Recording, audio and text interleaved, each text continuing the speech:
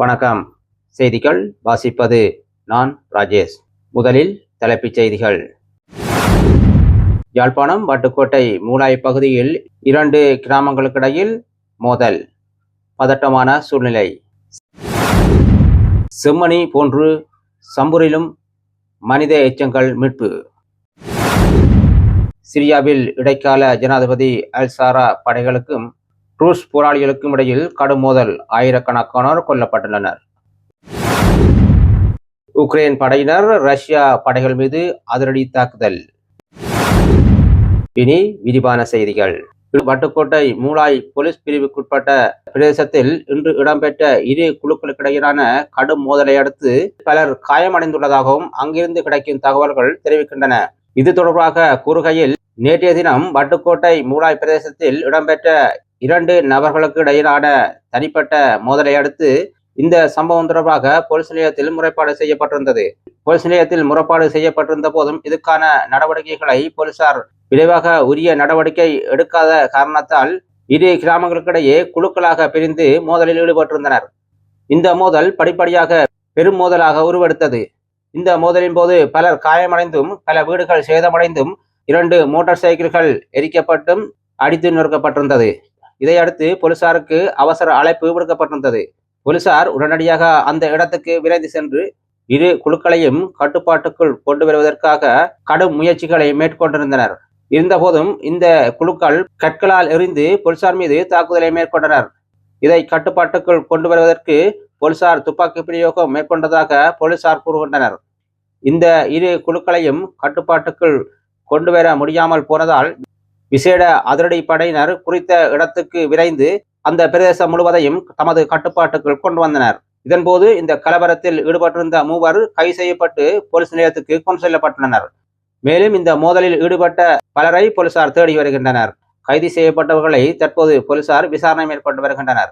எதற்காக இந்த மோதல் இடம்பெற்றது என்பது தொடர்பாக போலீசார் தீவிர விசாரணைகளை மேற்கொண்டு வருவதாக அங்கிருந்து கிடைக்கும் தகவல்கள் தெரிவிக்கின்றன. தற்போது மூலாய் பிரதேசம் அதிரடி படையினரின் கட்டுப்பாட்டுக்குள் வந்துள்ளதால் அங்கு தற்போது அமைதியான சூழ்நிலை ஒன்று உருவாகி இருக்கின்றது. பரபரப்பாக இடம்பெற்றுக் கொண்டிருக்கும் யாழ் செம்மணி மனித புதைக்குழி விவகாரம் சென்று கொண்டு இருக்கையில், இன்றைய தினம் கிழக்கு மாகாணமான சம்பூரில் மேலும் ஒரு மனித புதைக்குழி கண்டுபிடிக்கப்பட்டுள்ளது. இது தொடர்பாக தெரிய வருகையில், சம்பூர் பிரதேசத்தில் நில கன்னிவெடிகளை அகற்றும் பணியில் ஈடுபட்டு கொண்டிருந்த பணியாளர்கள் கன்னிவெடி அகழின் போது அங்கு மனித மண்டையோடு கால் எலும்புகள் போன்ற பல எலும்புக்கூடுகள் கண்டறியப்பட்டது.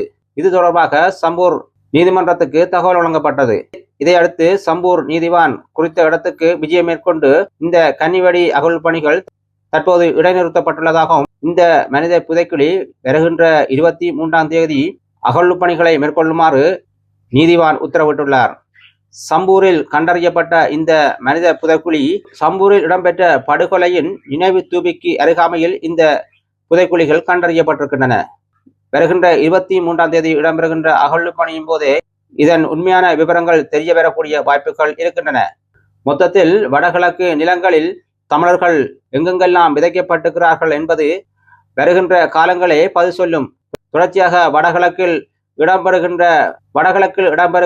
அபிவிருத்திகளில் பல மனித புதைகுழிகள் வெளிவருவதற்கான வாய்ப்புகளே நிறைய இருக்கின்றது.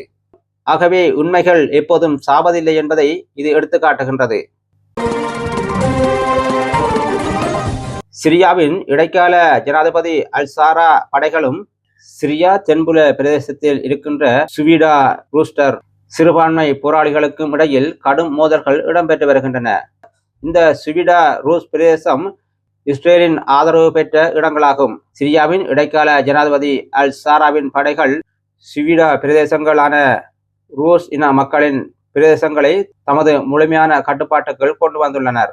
இந்த அமைப்பினர் இஸ்ரேலின் ஆதரவு படைகள் என்பது இங்கு குறிப்பிடத்தக்கது. மத்திய கிழக்கு சிரியாவில் மீண்டும் இஸ்ரேல் படைகள் தோல்வியடைந்துள்ளன.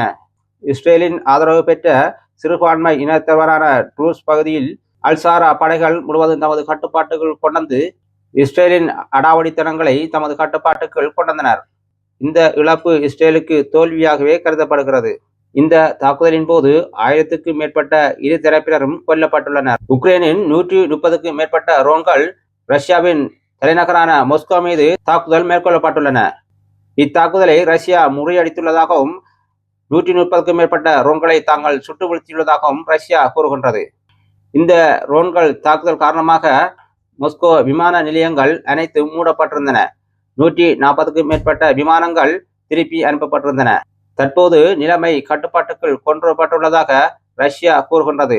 தற்போது சுகமான சூழ்நிலை ஏற்படுவதாகவும் விமானங்கள் தற்போது அனுமதிக்கப்பட்டுள்ளதாகவும் கூறப்படுகின்றது. உக்ரைன் தொடர்ச்சியான ரோன் தாக்குதல்களையும் ரஷ்யா உக்ரைன் மீது ரோன் தாக்குதல்களையும் 100க்கும் மேற்பட்ட ரோன்களால் தாக்கி வருகின்றமை குறிப்பிடத்தக்கது. இத்துடன் செய்திகள் முடிவடைகின்றன. நன்றி, வணக்கம்.